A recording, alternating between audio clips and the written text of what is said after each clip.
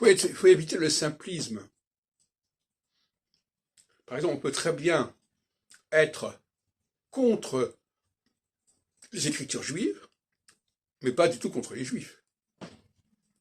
Et quand quelqu'un dit, moi, puisque je suis juif, je ne peux pas être contre les écritures juives, c'est une sorte d'affirmation complètement ridicule.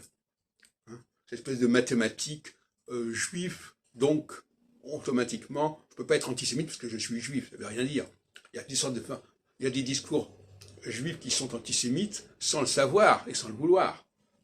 Vous savez, c'est très facile de devenir antisémite. Il suffit de dire n'importe quoi, ça devient antisémite parce qu'il y a toujours une façon de voir les choses qui ne va pas. Dire par exemple que les juifs sont comme tout le monde, est-ce que c'est pas l'antisémitisme?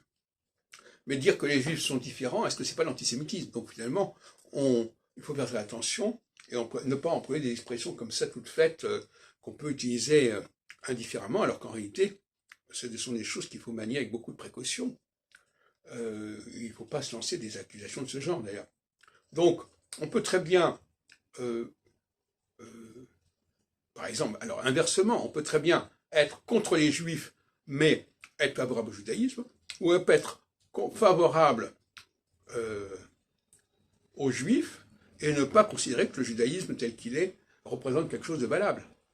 Il n'y a pas de mathématiques comme ça, A égale B, etc. Non, il y a toutes sortes de facteurs qui entrent en jeu.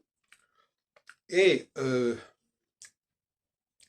la question de savoir ce qui est proprement judaïque dans les Écritures et dans le Talmud est une question qui se pose.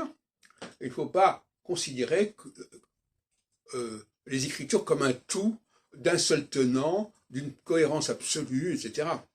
Il y a à apprendre à laisser, il faut trier, il faut décanter, il faut lire entre les lignes.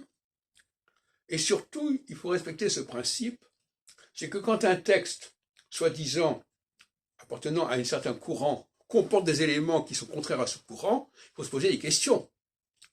Il faut se dire, mais attendez, qu'est-ce qui se passe? Il y a eu une interpolation, il y a quelque chose qui est venu se rajouter, et on ne peut pas simplement dire, oh, ben, il doit y avoir ça doit pouvoir se concilier absolument, puisque c'est un seul et même corpus. Non, un corpus, le mot corpus, c'est un mot trompeur, qui peut laisser entendre qu'il y a une unité fondamentale, une homogénéité fondamentale d'un ensemble de documents, alors que ce n'est absolument pas le cas.